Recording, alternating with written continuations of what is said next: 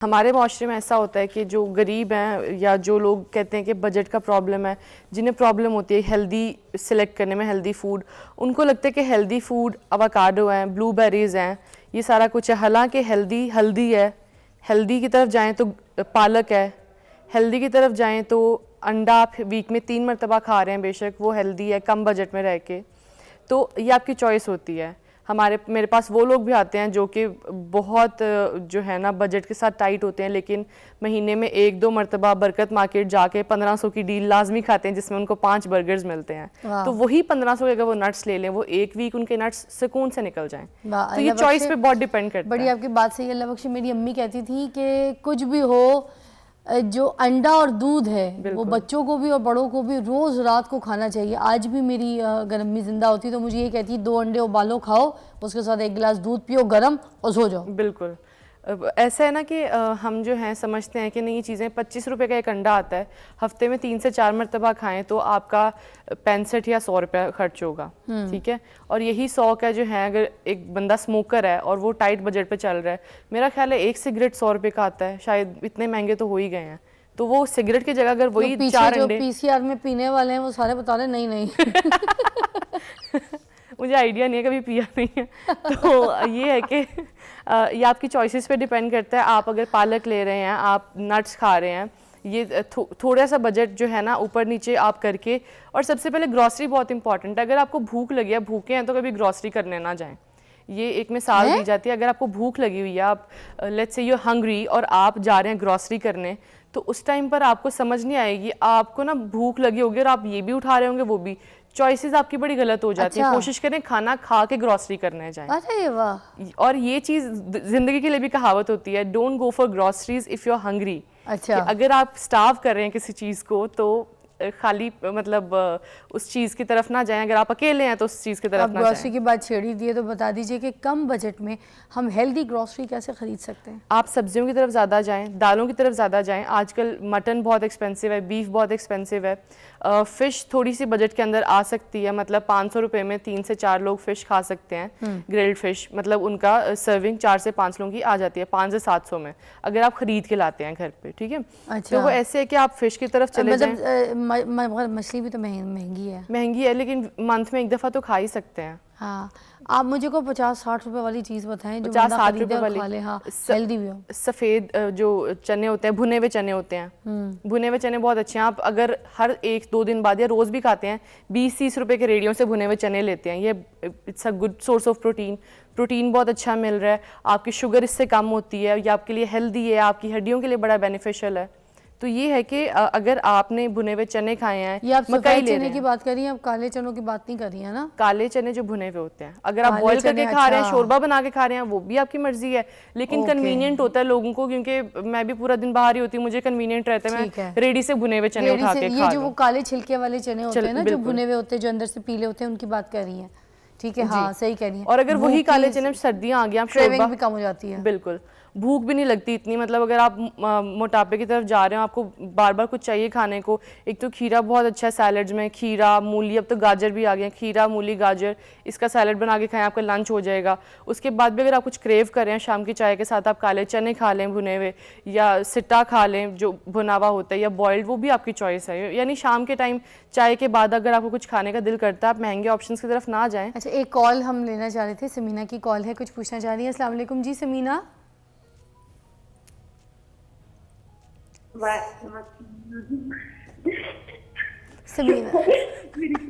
समीना, अब मुझे लगता है खुद ही को जोक सुना के खुद ही हासा निकल गया। क्या हो गया, हंस क्यों नहीं है? अल्लाह खैर करे। मैंने और रबिया ने मेकअप तो अच्छा खासा सही किया। क्या? हाय अल्लाह, हंसी जा रही हो समीना। जब से हमने मेहंदी वाला ड्रामा देखा है ना, तब से आपकी फाइन हूँ है। शुक्र है अल्लाह का, बहुत शुक्र है अल्लाह का, करम है पिता। ये लोग तो मुझे आपसे ना बात भी नहीं कराते, कसम से पिता।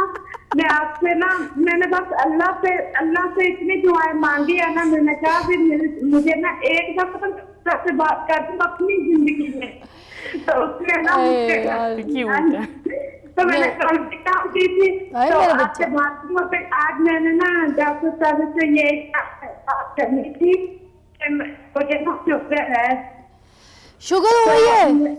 जी, कितने मुझे साल की हो शुगर है। लड़की, कितने साल की हो समीना? मैं 32 साल की हूँ। कल भी मैंने कॉल की थी।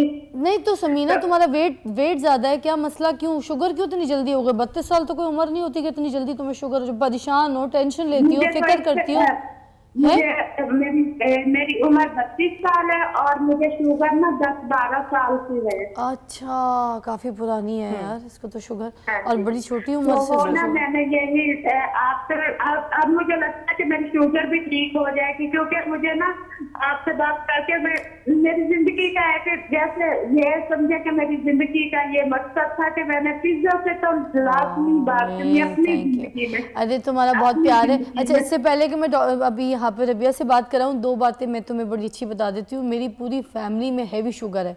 हम लोग 5 बहनें 3 भाई हैं, ठीक है। अम्मी को भी शुगर थी, मेरे अब्बू को भी शुगर थी, ठीक है।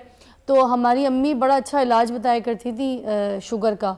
मैं एक शुगर की दवाई जो है ना, ख़ास आज एक अपलोड करूँगी अपनी स्टोरी पे इंस्टा की, वहाँ से जाके एक तो वो देख लेना, ठीक है। वो बड़ी एक घरेलू सी चीज़ है, उसको खाना तो उससे ये कि तुम्हें दवाइयों से निजात रहेगी। तुम ये जो इंसुलिन अगर इस पे हो तो उस पर भी तुम नॉर्मल रहोगी। दूसरा, तुमने अपनी जो है ना वज़न को कम रखना है, टेंशन नहीं लेनी, ऊंचा नहीं बोलना, चीखना नहीं है, अपने आप को फजूल में ना हलकान नहीं करना है, इतना काम करना है कि जिसमें तुम्हारा पूरा जिस्म थके ना, ठीक है। तो अपना और चूल्हे पे बहुत ज़्यादा नहीं खड़े होना है, वरना तुम्हें हीट भी जो है ना वो बहुत बुरी लगेगी। तो बाकी चीज़ें जो है फिर डॉक्टर साहब यहाँ पे बताती हैं। हम एक ब्रेक के बाद आपको मिलते हैं। Love you Sameena. भी हमारे साथ मौजूद है और हमें समीना ने कॉल की थी, उनको शुगर भी है, 32 साल की हैं, काफ़ी परेशान थी। तो प्लीज़ आप उनके लिए भी कुछ ज़रा बता सकती हैं तो बताइए, कोई डाइट भी, कोई ऐसी चीज़ जो वो करें। जो शुगर पेशेंट्स होते हैं उनको बार बार बड़ी भूख लग रही होती है, वो कुछ ना कुछ खाना चाहते हैं।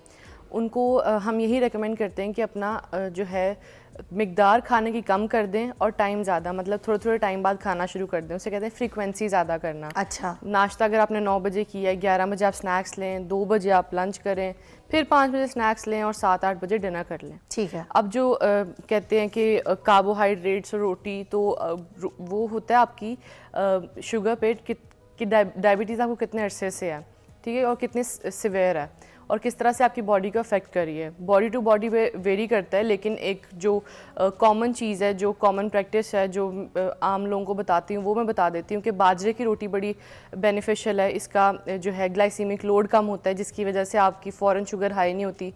तो बाजरे की रोटी कोशिश करें। अगर आप अनाज की रोटी नहीं लेना चाह रहे, होल ग्रेन वीट भी ठीक है, और अगर आप होल ग्रेन वीट 80% हो और 20% बाजरा हो तो भी ठीक है। लेकिन अगर आप बिल्कुल कार्बोहाइड्रेट्स, मतलब चपाती पे नहीं रहना चाह रहे, आटे पे जो चक्की का है, तो उसकी जगह आप बाजरे की रोटी ले सकते हैं। उसके अलावा एक नुस्खा है कि जो करेला है, करेले को ड्राई करके उसका पाउडर बना के आप रोज़ 1 चाय का चम्मच लें।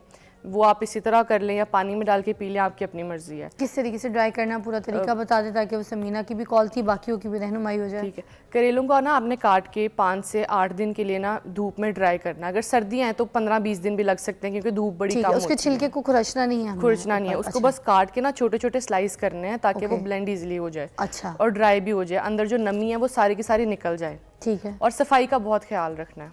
अच्छा। उसके बाद जो है उसको ड्राई कर लेना, और ड्राई करने के बाद उसका पाउडर बना के घर में ही बनाना है, कोशिश करें। वो आपने रोज़ 1 चाय का चम्मच लाजमी लेना है, सूखा या पानी के साथ, वो आपकी मर्जी है। फक्की की तरह ले सकते फक्की की हैं। तरह ले सकते हैं। ज़बरदस्त। और ये शुगर को जो है कंट्रोल बैलेंस भी करेगा, कंट्रोल करेगा। ये ठीक है। बड़ा मतलब आम टोटका है, काफ़ी कॉमन प्रैक्टिस है लोगों की, लेकिन इतने लोगों को नहीं पता होता जो शुगर के साथ डील कर रहे होते हैं। करेले वैसे भी अगर आप सब्जी के तौर पे खाते हैं तो बहुत अच्छा है, आप हफ्ते में 1 दफ़ा करेले लाजमी खाएं। हरी सब्जियां बहुत अच्छी हैं, आपको कैल्शियम मिलता है, मिनरल्स मिलते हैं।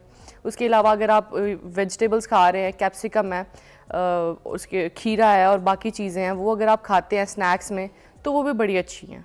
क्योंकि सब्जियों को अगर आप जितना कम आंच पे पकाएंगे उतना बेहतर है, न्यूट्रिएंट्स ज़ाया नहीं होते हैं, क्योंकि वाटर सॉल्युबल न्यूट्रिएंट्स होते हैं हमारी सब्जियों में। तो अगर आप ज़्यादा तेज़ आंच पे बनाते हैं, हमारी अम्मियों की आदत है भून भून के बनाना, जब तक वो सब्जी काली ना हो जाए हमें पसंद नहीं आती। तो कोशिश करें आहिस्ता लड़की आंच जो पे। ब्याह के लानी है उसका रंग काला नहीं होना चाहिए, मगर सब्जियों सब्जी को का। भून भून के रंग काला जरूर करना है।